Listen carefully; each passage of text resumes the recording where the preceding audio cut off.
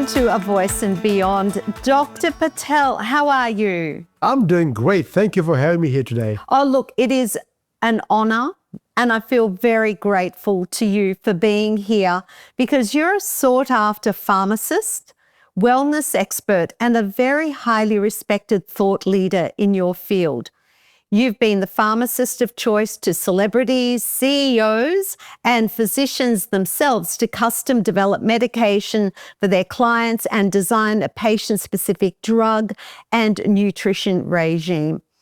I have to tell you, I love the topics that we're going to be covering off on today. Firstly, we're going to talk about hormones. And Dr. Patel, before we begin, what is the biggest takeaway you would like our listener to leave with today? Before the end of the session and learning about hormones itself, I want them to understand one thing. The real solution, they already have it. They don't need me for that. They don't need anybody else for that. They already have the answers, and I'm going to give them those answers today. So if they're coming to me, they're just coming to me just to get the edge off, but the real solution lies in your hands. I kind of know what you're talking about here, if I'm thinking correctly, but we're going to let that reveal itself through the interview. And I can't wait till we get to that point in time. So we're going to start with the hormones. Dr. Patel, so many people feel overwhelmed, they feel confused or even scared about the topic of hormones when it comes up. Why has hormone health become such a minefield? And what do you think people are getting mostly wrong about that right now? The most important part, people should understand that hormones are actually messengers. They're communicating. It's a message coming from one part of the body to the other parts of the body. And the hormones are messenger from the pituitary, hypothalamus, pituitary to the gonads and everything in between. And the message is very simple. We are put on this planet as a baby, make it an adult, we procreate, produce more babies, and we die. And then the new babies comes around, they produce more babies, and then they die. And so on and on and on. That's the normal cycles of life. And the hormones are there to basically send the signals back and forth that, hey, let's get pregnant. If you're not pregnant, let's give you a period. Let's move on. Let's do next month again, and on and on and on. The same thing. The thing is, people put too much trust or faith in the hormones itself that, hey, they're going to solve all my problems. And that is so further away from the truth that people need to realize that the real solution is what happens to you and your body, from how you manage your stress, how you manage your diet, how do you manage every single thing around you, and not letting hormones take control of you. Okay, so what do hormones impact then, like in terms of physical, mental, and emotional health? So the hormones is affecting everything. If hormones is out of range, you can think better, you can process better, you can sleep, you're having all this psychosomatic types of symptoms of hot flashes, night sweats, swelling of the legs and the arms, and headaches. And it is not fun to live with too much of hormones. It's not fun to live without hormones. Either way, you're in trouble. The question is, how do you get the right balance? But look at the hormones. The whole hormones, I can put them into a pyramid. The pyramid is where everything begins. The bottom of the pyramid, which is the biggest solution for hormone balancing, the bottom is cortisol, adrenal glands, or stress management. The stressors could be hormonal stresses, could be environmental stresses, or could be oxidative stresses. And I think we can be talking about oxidative stress a little bit later in the second part, but we don't talk about the other types of stresses today. So that's the 40% of the solutions, or the 40% of the problems. The next 30% is insulin, or your diet. So I just said to you, the 70% of the total answers or total problems lies between your diet and how you manage your stress. The next 20% is thyroid, which is easy. We can do some testing to figure out what your thyroid levels are, and we move on. And the last piece, the very small, the tip of the pyramid, is actually sex hormones. Estrogens, progesterones, testosterone, DHEA, and all those other sex hormones that are there for procreation or to increase humanity. So, in a nutshell, if you think about hormone replacement therapy, 70% of the total solution is between diet, exercise, and a measure of stress. And the 30% is actual hormones between thyroids and sex hormones to deal with all the problems. And it's interesting that you said that those sex hormones, they're at the top of the pyramid. And yet they're the ones that seem to get the limelight when it comes to hormones. You know, they're the ones that everyone talks about. No one talks about the rest. But you've worked with thousands of patients and physicians. When someone says, you know what, I just don't feel like myself anymore, how often is it that those 10% of the hormones or the rest of those hormones in the pyramid are part of that story? So the symptoms, when they're coming to you, they're coming to you towards the end. When your body is stressed out initially, you don't get any symptoms because you're trying to manage your stress by the way you think, the way you process, by deep breathing, meditations, and all those things, right? You're trying to do your best you can. The diet, you're trying to stay healthy a lot of times, maybe not all the time, but the diet is not really affecting or giving the symptoms. Maybe we should give symptoms once in a while, but not day in, day out. But this is all progressing towards what? Hormone imbalances. When there's a hormone imbalance that's happening, sends a signal straight to the pituitary, which is your brain, hey, something's wrong. And if the hormones are out of balance, guess what? You cannot produce babies. You just cannot do that part. And the brain is designed, our human body is designed to procreate, right?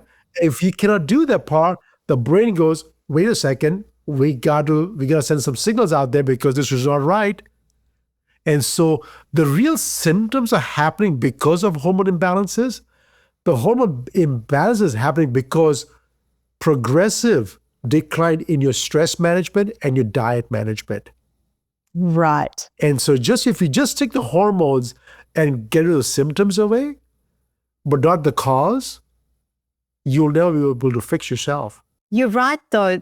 Quite often we don't realize that those stresses are up when we're in the midst of that stress because we are in that survival mode and we're too busy trying to survive that we don't know that we're actually in that mode. We're just trying to get on with whatever it is that's impacting us. It's like we have all this cortisol and all these hormones rushing through our bodies. But because I went through something like that a few years ago when I did a PhD and I was doing it on a full-time load while I was working full-time and being a wife and a mother.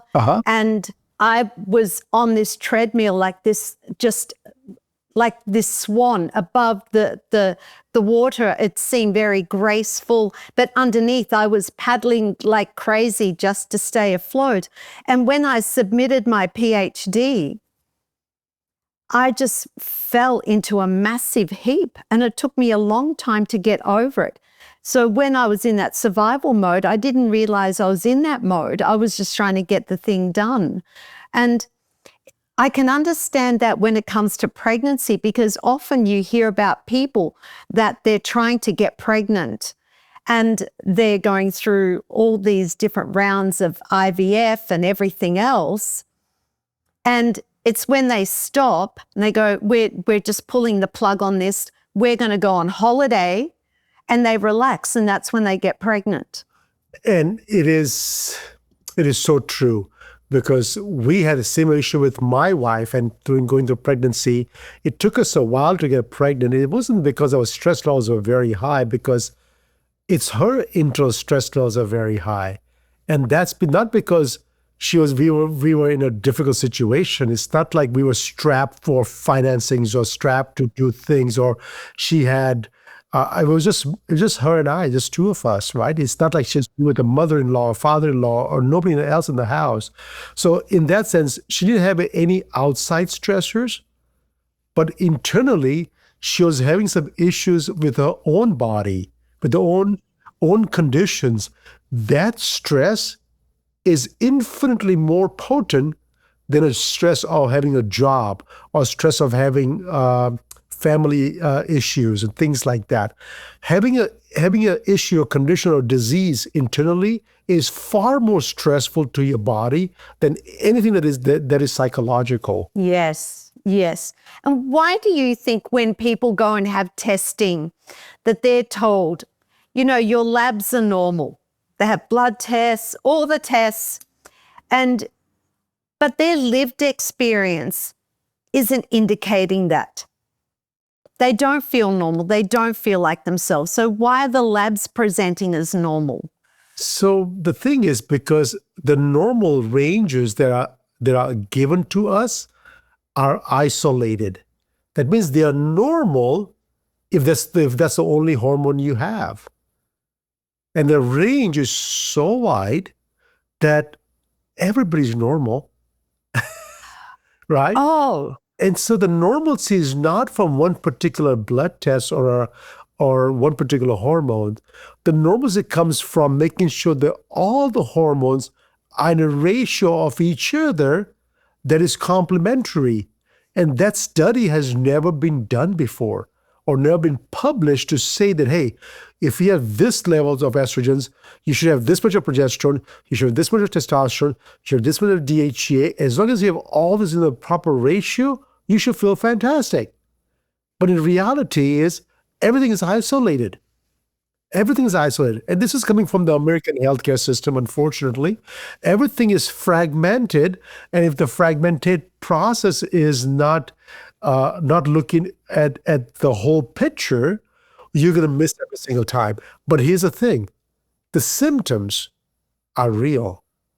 If you say that I'm not sleeping at night time and I really have no energy left, well, the blood test shows you're normal, so go away, right? That's not true. The symptoms are real. And so what Peter identified, and this is what my lifelong work has been. yes. How do I figure out, forget the testing, how do I figure out, how can I get people feeling normal? And to do that, yes, I use hormones to get them normal. I use other modalities when it comes to diet and stress management to get them normal. And then once they feel normal, I'll do a testing after that. Because then I told, okay, at this range, you feel great. That's why I will know. I don't want to test when you're not feeling good because it's not going to tell me anything. But I will test you when you are feeling good because that will tell me, that, okay, this range is kind of nice for you. And in some people may perform better at a higher estrogen, lower progesterone. Somebody is completely opposite. Some people may need a decent testosterone. Some people may need high testosterone. And so everybody performs differently, right? If you're an athlete, you want your DHA testosterone to be a little bit higher because you need the muscle mass and you want that's what makes you feel good. If you're not an athlete, then you want your progesterone levels to be high because that's a feel-good hormone.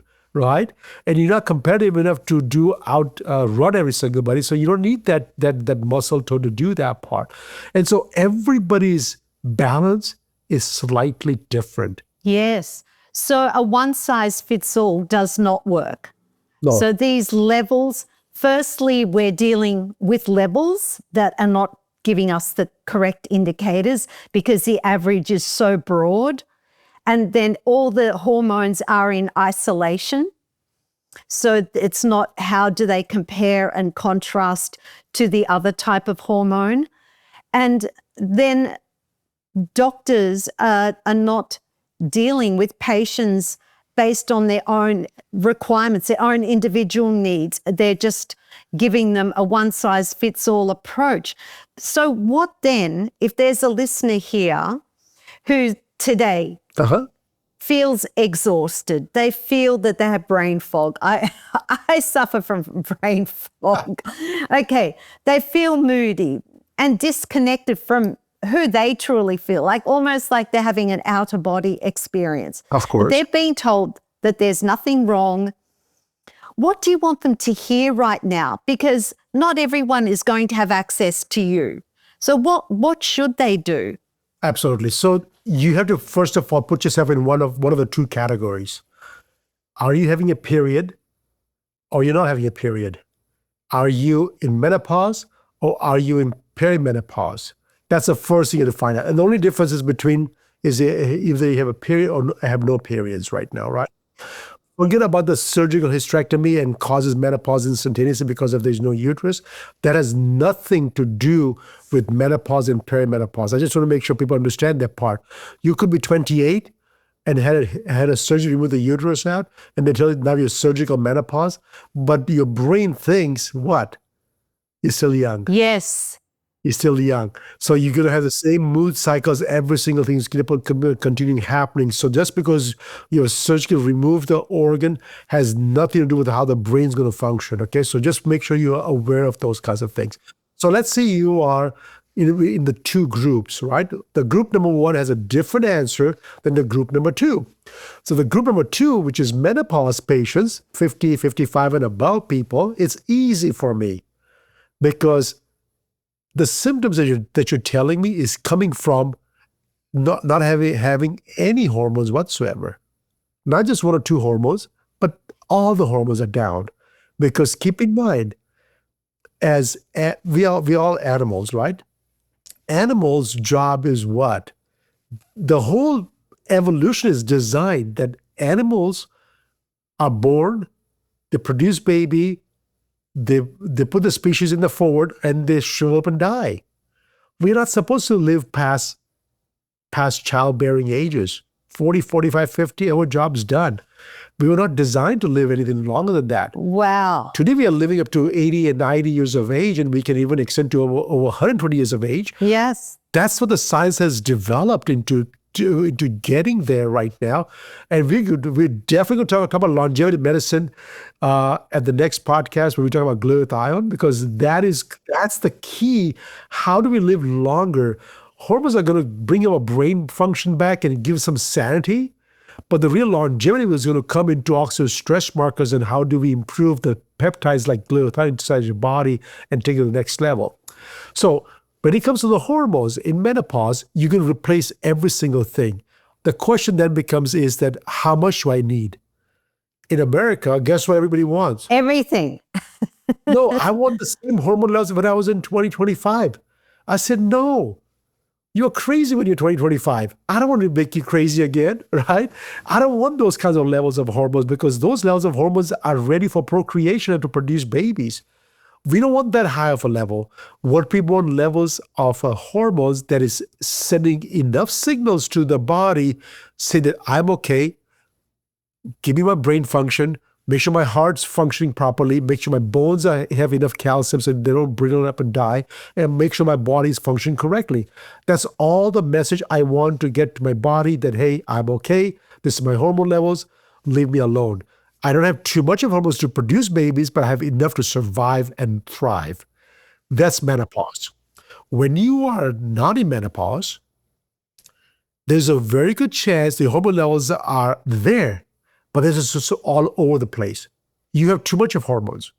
It's not that you don't have enough of it. You just have too much of hormones. So then the question becomes, how do I balance those hormones to feel alive?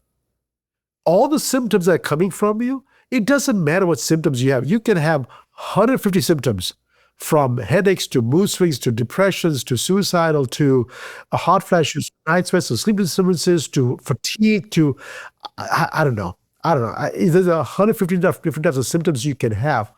All the symptoms in perimenopause are coming because of too much of estrogens or androgens and not enough progesterone. Because progesterone is the lifeline to basically sustain the pregnancy. In the absence of pregnancy, the body does not produce enough progesterone. Wow. And to me, that's a problem, right? And so listeners today, if they have a question, if they are ever in doubt, what do I do the best to help me? to balance out my hormones if I'm not in menopause, the safest bet to do will be progesterone treatments only, and you use progesterone to counterbalance the other hormones. And if you can do that, and sometimes you have to go high and low depending on what levels you feel the best.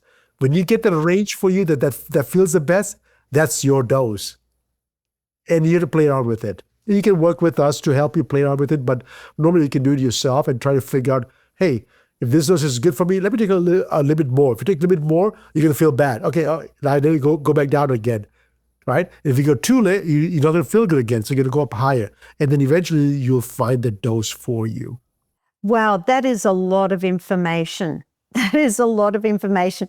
So, okay, how much of this means that we need to then listen to our own bodies? As women and as men, we're going to talk about men too.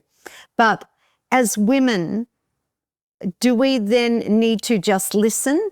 Because I believe our bodies are speaking to us all the time. Yes. But we just don't listen to what they have to say. And for so many women, they're being dismissed and minimized, not only by medical people, but also by their spouses and their partners. Mm-hmm. And it's so difficult. And I remember, and I'm going to share openly, I always do in this podcast, that when I went through perimenopause, for me, it was the worst time in my life.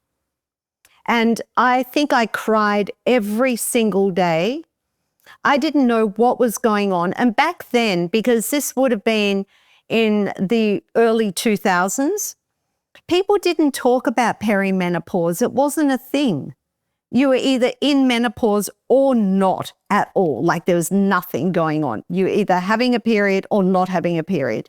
And I was still having a period, but I just felt so different. I just felt so alone. I felt unheard.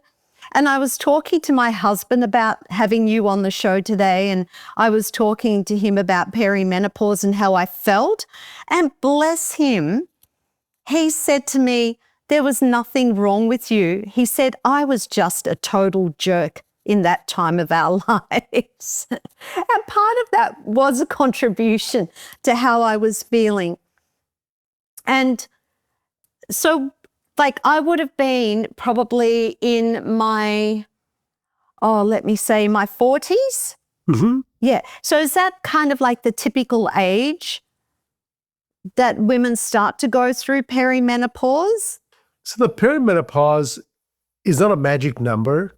It's as soon as you see a pattern of having missed periods or changes in your hormonal patterns, like normally let's say your 20 days or 30-day cycle, all of a sudden it becomes 35 days or 40 days, or you miss a period, or you get 2 bleeds in 1 month. That could be the early onset of perimenopause.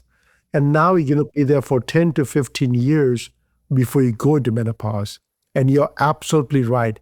The perimenopause time is the most difficult time because what's happening is that the number of eggs in your bodies are reducing. And so the way the human beings are designed is that it's going to try to get you pregnant every single month. If there's not enough eggs, the body's going to increase more FSH, more LH, in the hopes that, hey, I'll send you more hormones so the eggs gets fertilized and there's a good chance that you may get pregnant. So the body has this system built in that it keeps on sending signals to produce more hormones, just in the hope that you will get pregnant. And once all the eggs are done, the body senses there's nothing remaining anymore, and they basically just jump off the cliff, stops producing all the hormones. And that's when you hit menopause. So when you jump off the cliff, it's like you were by yourself for the last 5 or 10 years anyways, struggling to figure out what the heck is happening in my life. And when you do figure out that, okay, I'm in menopause, now you're jumping off the cliff by yourself. Yeah. And that is the most difficult time to go through by yourself. And I'm so glad your husband understands that you're not so difficult, because most people do not. I mean, I have a lot of my guy friends in my age group. I'm 54 years of age, and all my age group friends would call me and say, "Oh my God, can you talk to my wife?" I said, "I can tell you what she's going through. But it's not for me to tell her what she knows, because she already knows what she's going through. The fact is, you do not know what she's going through." So I tell all my guy friends, I make them understand that, hey, what she's going through is nothing compared to how much she cares and how much she values your opinion about yourself, and how are you going to deal with it, right? And so she just hopes that you are still going to be there after she go through all this turmoil, because the things will end, right? This turmoils will end. But what I can tell you for the ladies is that the perimenopause time is a difficult time. And this is a time to really hone into your body and understand what food is causing this problem. What amount of stress can you really handle, and go below that? Social media, absolutely, please don't have to make anybody who owns social media channels to make richer. They have too much money in California, so they don't need any more money from you guys. So please leave them alone, right? Yeah. Do whatever it takes to gain control of your body, but more importantly, gain control of your mind, because this is where everything begins, right? And if you cannot handle it, nobody expects you to be a super person. Nobody does, right? If you cannot do what you're supposed to do, as you've been told that, hey, oh, Marissa, oh my gosh, she is an amazing mom, amazing wife. She's a perfect employee. She runs a massive company. Those are all labels you put yourself. But when you're going through this trouble, you know what? I'm just a girl that I'm going through this issue. And today, I'm not a mom. I'm not a wife. I'm not a CEO. I'm not an employee. I'm just me trying to take care of myself first. And it's okay about that. It's absolutely okay about it. The guys is to understand that this is what they have to go through, just so that we can have a human race over here. Yes. And I'm so glad that you mentioned about your friends, because at the moment, a lot of our friends, couples, the woman is going through menopause. And the men will talk to my husband. They don't talk to me, but they'll say to my husband, "Oh my God, my wife is going through menopause and she's horrible to live with. And, it's causing all these problems in our marriage." And all of a sudden, men feel like they are a victim. They put themselves into a victim mindset. They don't have empathy for what the woman is going through. It's like they're married to a menopausal monster who is no longer their wife. So they don't give support. It's like this blame thing. And I was talking to a neighbor once again about me interviewing you today. And I said, why is it men behave like that? Like they still find a way to become the victim in what's happening. Yet men can go through midlife crisis, go and buy a red car, which I call the red midlife crisis car. They can, all of a sudden go, "I don't want to do this anymore. I'm going to change my job. I'm going to change my wife. I'm going to go and buy myself these toys." Like, guys, what are you doing here? This is misogyny at its best. The thing is, they're just wired differently, right? Most guys are problem solver, and they think they can solve every problem that comes in front of them. So that's what they are designed to do. And if they cannot, so when the wives or the spouses or the significant other in the perimenopause are complaining, they think it's their job to solve the problem. It's only thing they have been asked to do is, can you just understand what I'm going through? I don't want your solution. I just want you to understand what we are going through. And most guys are not wired that way. I'm not wired that way. I know this stuff. And yet when my wife is having some issues once in a while, right? I snap out of it too. So, and then I look back and say, oh shit, what did I do? What did I do? I know what she's going through right now. All I have to do is listen to her.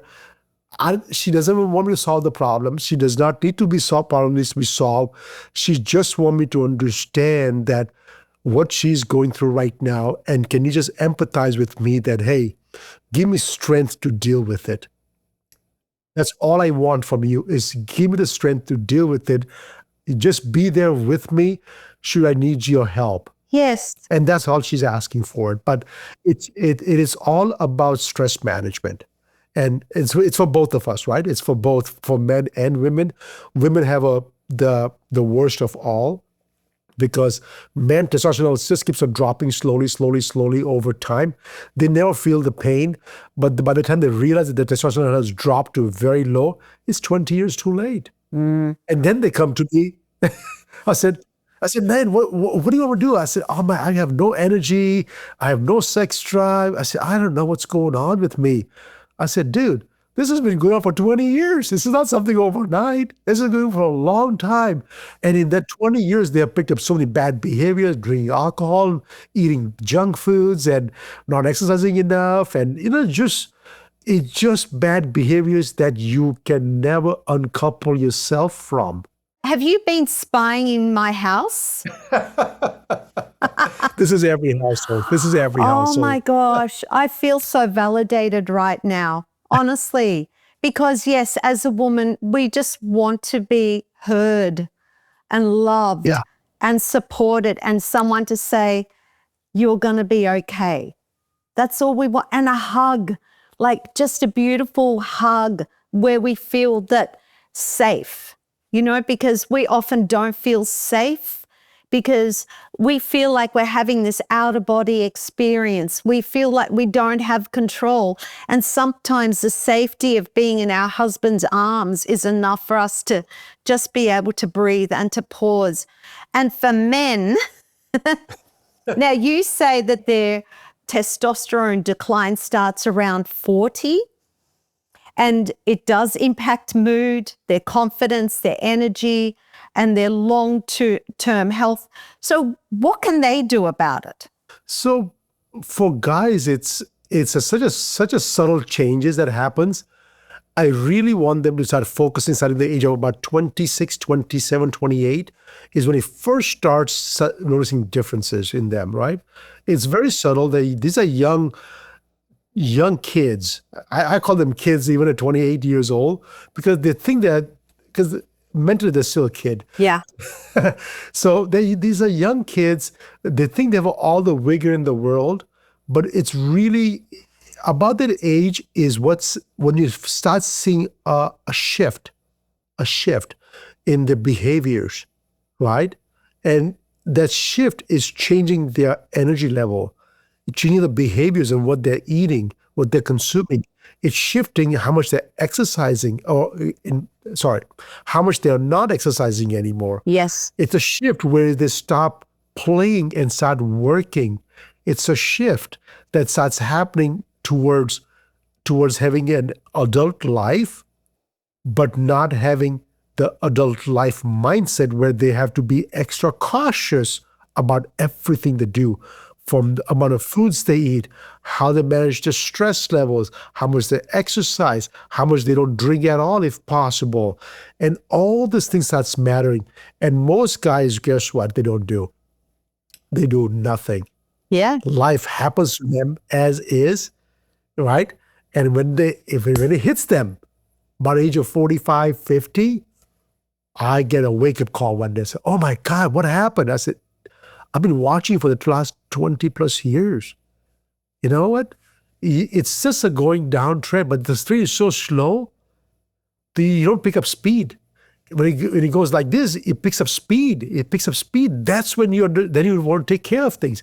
If it doesn't pick speed, then I'm just cruising. I'm just going around and just minding my own business.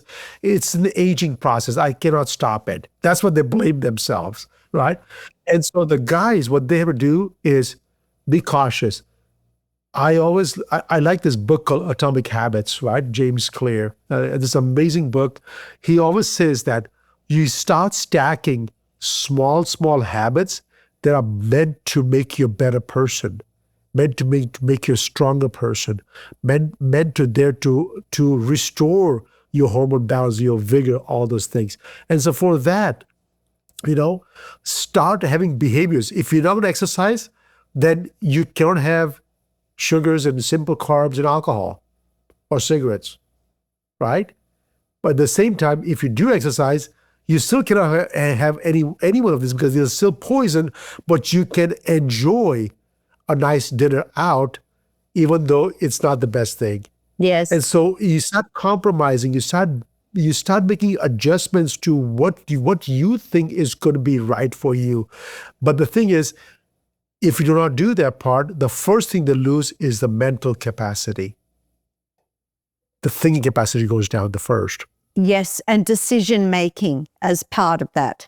Yes, and that gets hyper activated, like on the negative side, because they are becoming, the stress is so much higher for them because they cannot think better, that they have resourced them, or they come down to, they burn off the cortisols, and they're living off of adrenaline, right? So I see a lot of guys, they become adrenaline junkies.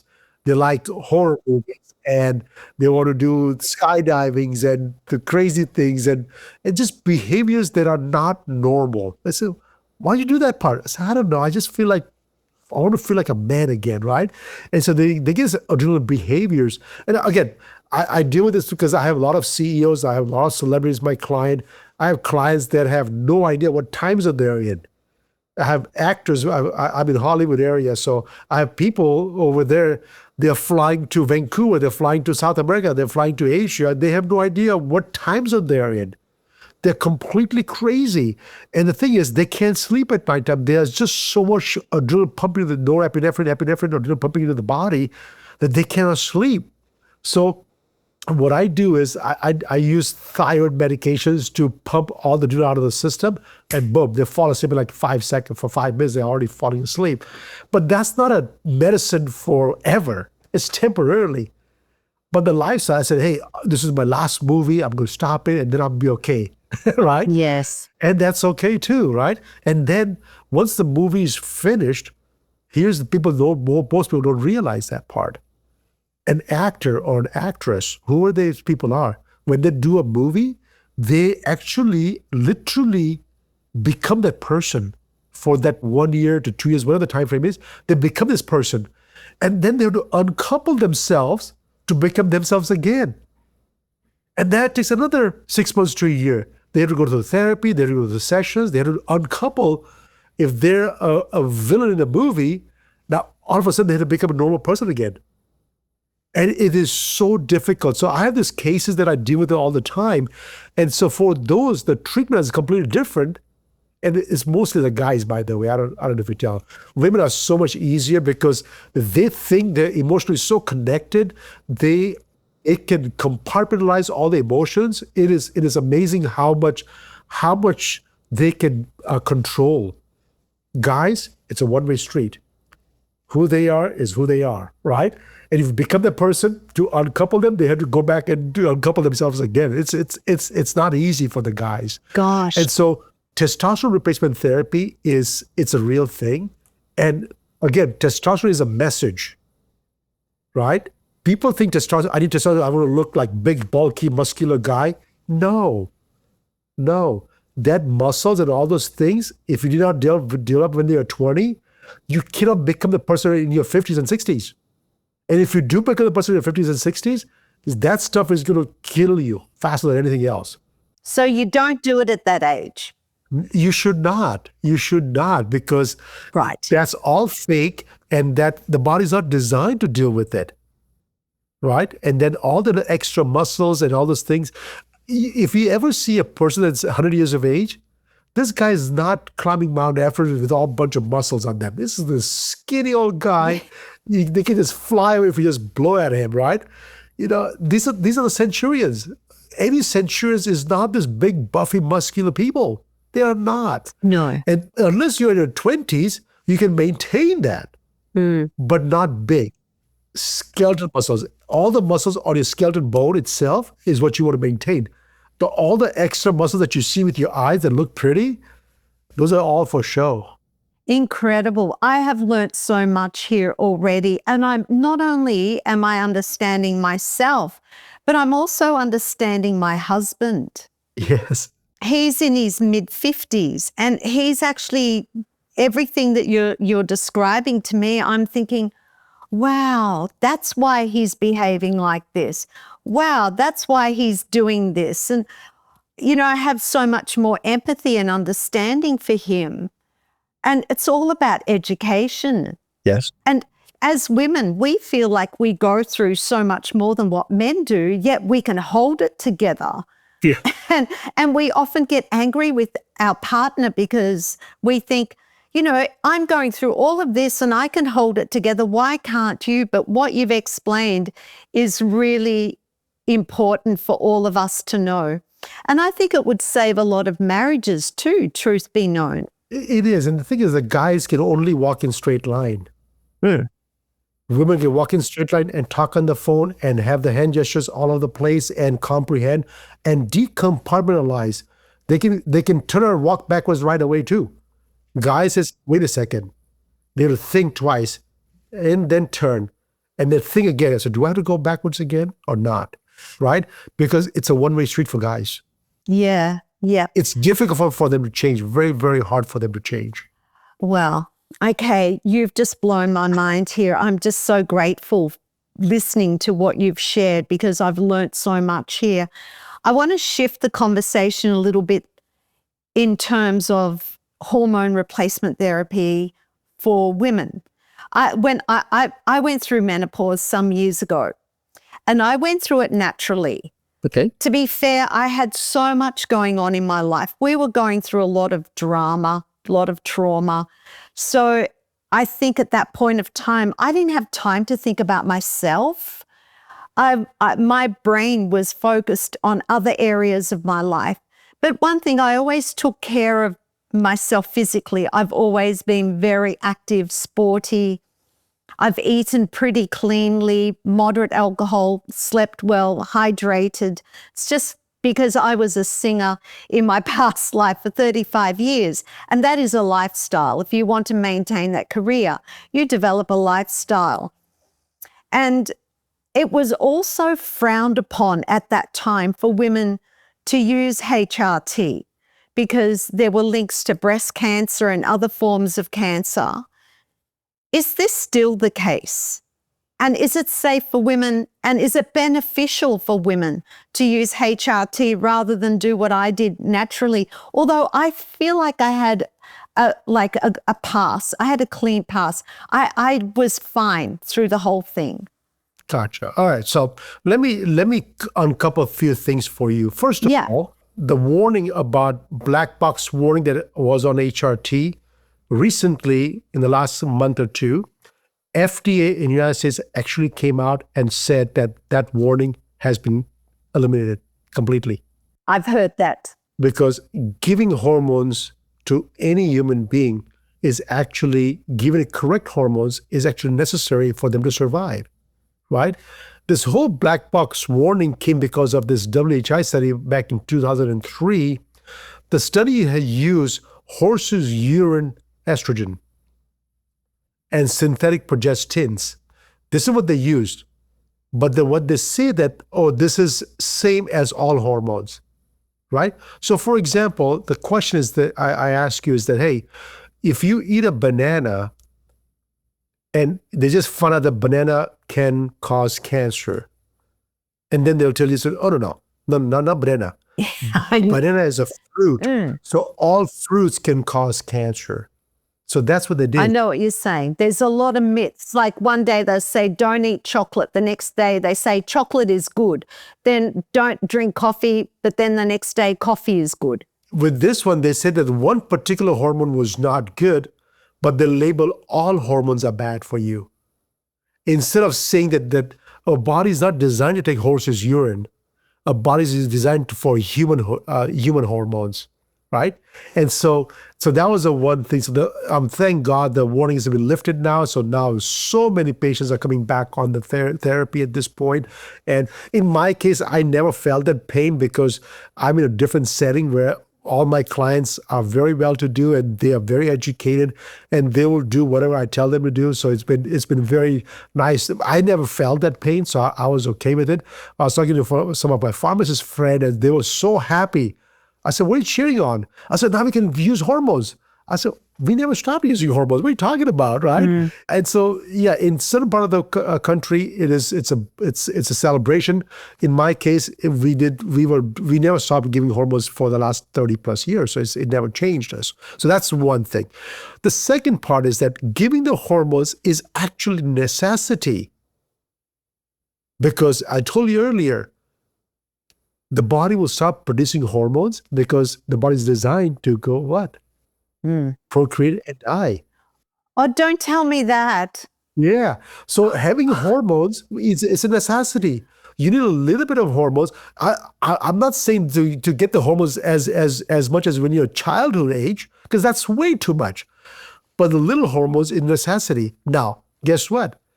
Your adrenals glands will produce enough hormones for you to survive for a long, long, long time.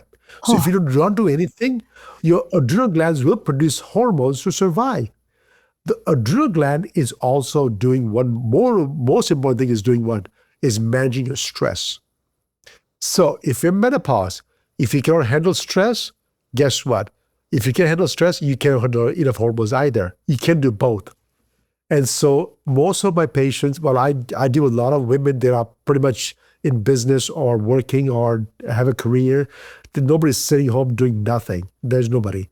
So if they're busy doing something, they need their hormones to survive, because they also need to manage your stress levels too. Right. Having a low dose hormones available to your body, I'm not saying take hormones too much to affect your pituitary, because that's not the function. The function is hormones enough so that you have sanity, you're sleeping better, you have no hot flashes, you have a proper bone structure, you're affecting your heart and your muscles and things like that. It's just there to enough for all those functions is what the necessity is. And the same thing with the guys. But I mean, most of the guys that I deal with, they go, "Oh, I want to have testosterone levels of a young teenager." I say, "You cannot handle that much testosterone. What are you talking about, right? No, you need to get to testosterone level for a 60-year-old man, right? Just a little bit, because that's all you need. We need a small amount to survive and to thrive. You don't need too much high either." So the people that I attract are the ones that are doing the right things and doing everything and not just one thing. So I say, if you do hormones, great. Then manage your stress, control your diet, and you have an exercise plan and all those things. If you do all those things, guess what? The need for hormones are actually a little bit less. Well, I do all those things and I'm not taking hormones. Should I start taking a hormone? That's a great question. That's a tough one too, because the thing is, you cannot go off of hormones for 10 or 15 years and start taking hormones and assuming everything's going to be okay. Right. Because even though it's good for you, the hormones are good for you, but still the body says, "Wait a second, where were you? I needed you a long time ago. Now I'm going to start uncoupling a lot of things," because the body goes into conservation mode and start to hold on to a lot of things.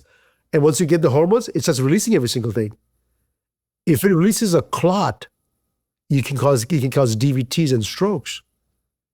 And so the key is, if you start hormones after 10 or 15 years from the last time you take hormones, the first year, you got to go extremely low dose of estrogens. You can take progesterones, testosterone, DHA amount normal, no problem. But the estrogens, even though they're good for you, you cannot take a high dose. Take a very, very low dose, enough to control some of your symptoms, may not be all the symptoms, and just hang in there for about a year. And then after 1 year, you can slowly increase the dose, and you should be okay after that. So even though it's good for you, it can be detrimental for the first year.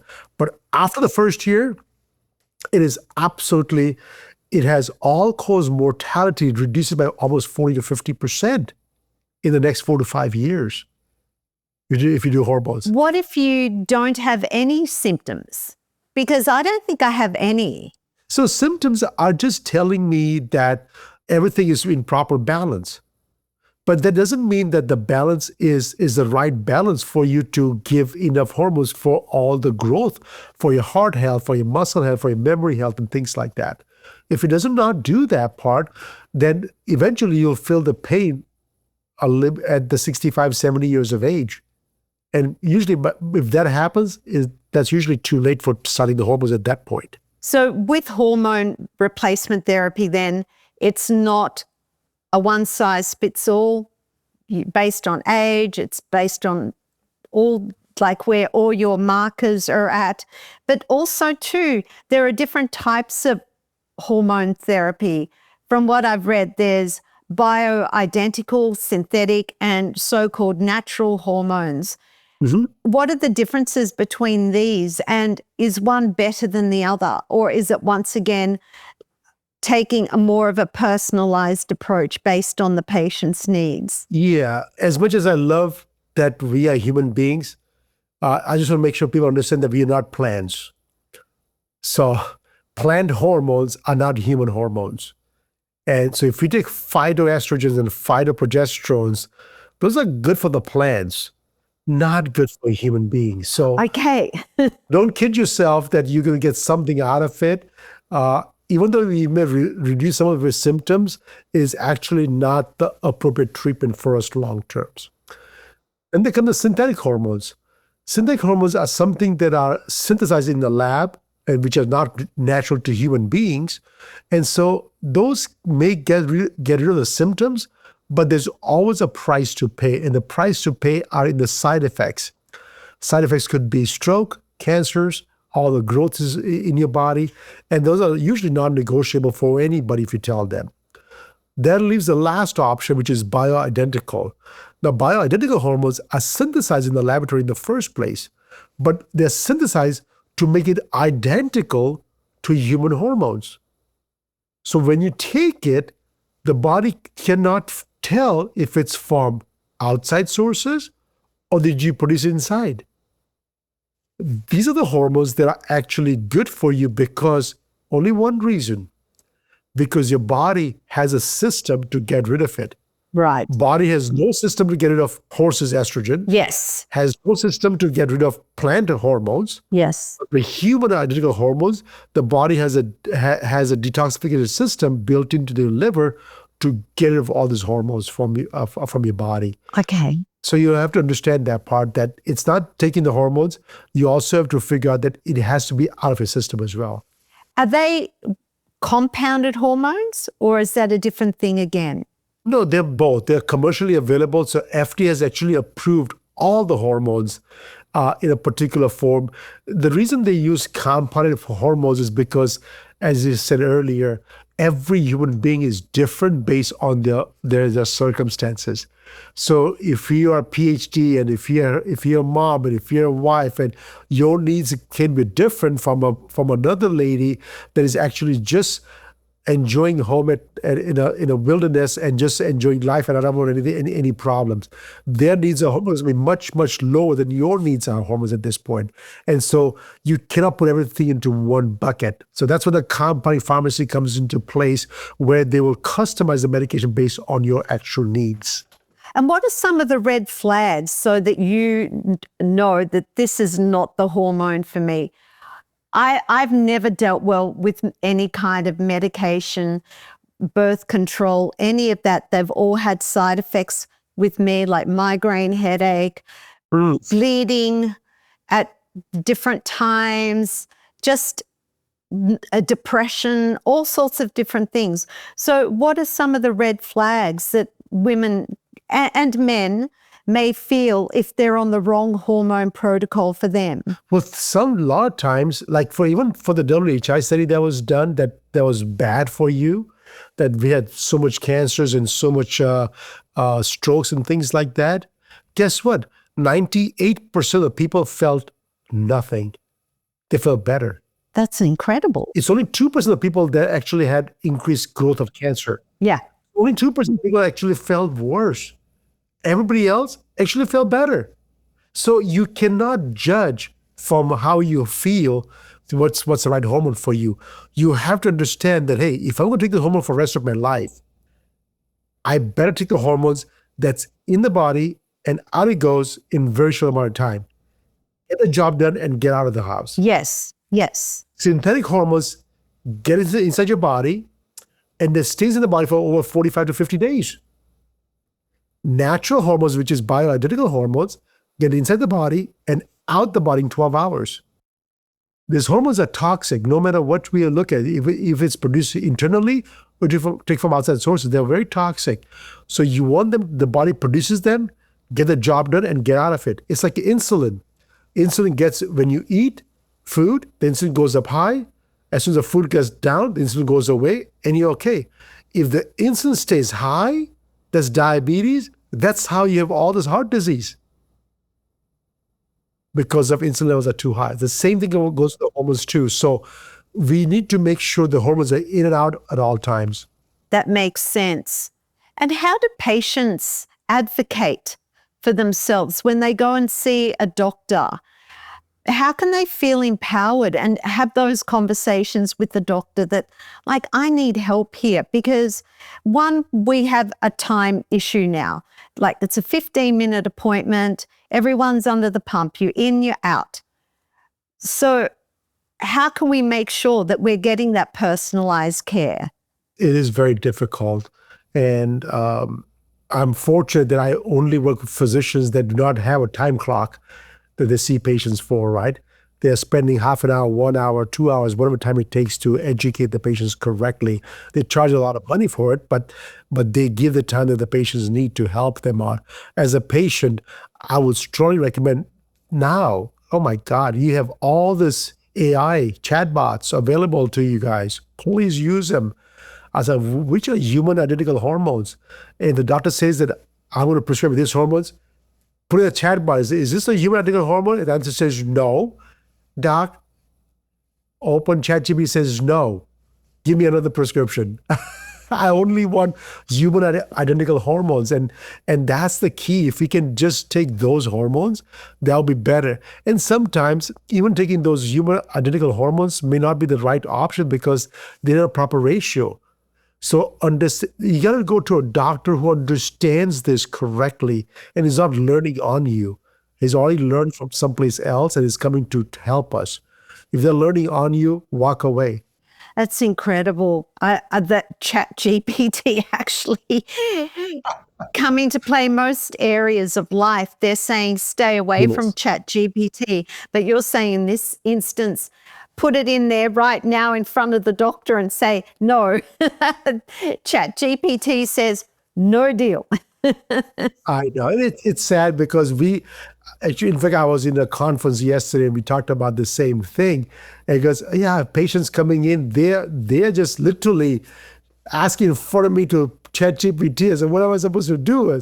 I said, Doc, that's a great thing because it keeps us on the toe that, hey, we did the right thing. So what is the one thing that you would like the listener who is going through perimenopause or menopause, or the husband whose wife is in that phase of life, what would you like them to hear from you?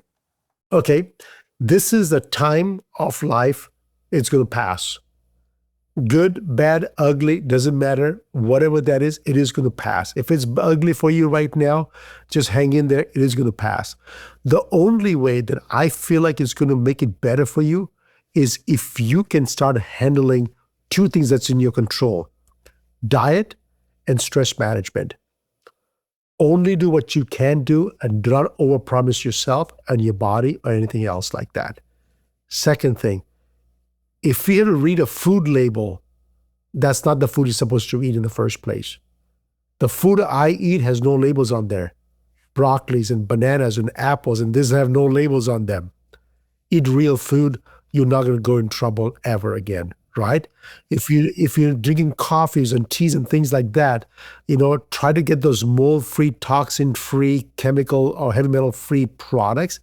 and do not add anything else in there like sweeteners or milk products and things like that. If I drink coffee, it's always a black coffee, a very small amount with this much water in there just for the flavor, for the heck of it. But in reality, I'm just drinking water with a little bit of coffee flavor to it. It's not enough to give me caffeine high, but it's just to give me a little bit of flavor, but so that I can give company to my wife. But other than that, I just drink water every single day, a lot of water. And so simple rules in life. And if you go see a physician to deal with the hormones, make sure that if you are not in menopause, that to only work with one hormone, which is progesterone. If you're in menopause, work with all the hormones at a lowest dose possible. Okay? And so if we can do these kinds of modalities, I think it will be very helpful for you. And for the guys, start early. Start early in taking care of all these things. Stop drinking alcohol. Stop smoking cigarettes and vaping and all this paraphernalia, because all these things is depleting your testosterone levels at a very, very fast pace. And whatever you can do to stop the depletion, the better off you are. Because for the guys, there is no replacement required if it doesn't get depleted fast enough. And what depletes fast enough is your stress, the alcohol, the cigarettes, and things like that. So incredible. I have learnt so much, and I'm very, very grateful for you, Dr. Patel. I feel this is life-changing for me, and I hope for the listeners as well.